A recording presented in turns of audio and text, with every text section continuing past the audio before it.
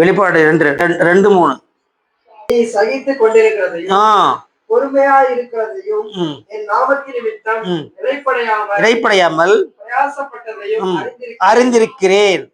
ஆனாலும் நீ ஆதியில் கொண்டிருந்த அன்பை விட்டாய் என்று உன் பேரில் எனக்கு குறை உண்டு.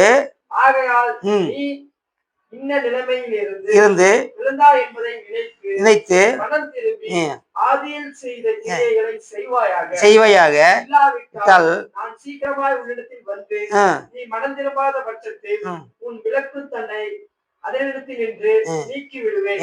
இதுதான் எனக்கு கொடுத்த உண்மையான கடைசி தரிசனம். என்ன ஆண்டு இடத்துல பேசிதான், நீ செய்யலன்னா நான் ஒன்னு அடித்தோடு வைக்கவே மாட்டேன்னு சொல்லிட்டாரு. எந்த ஒரே பயம் தான் என்னை இன்று நிறுத்தி இருக்கிறது. இந்த இடத்துல கொண்டு வந்து இந்த வசனமும் எனக்கு கொடுத்த தரிசனமும் இதுதான் உண்மை.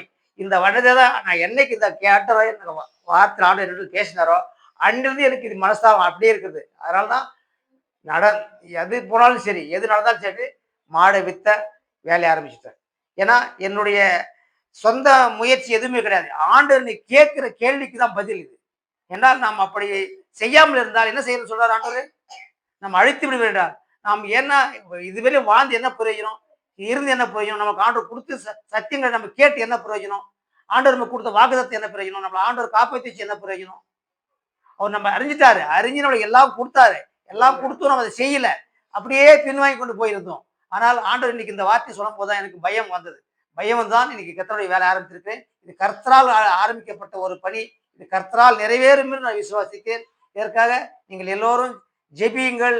இதை கேட்கிறவர்களும் எனக்காக ஜெபியுங்கள், இந்த ஆலயத்துக்காக ஜெபியுங்கள்.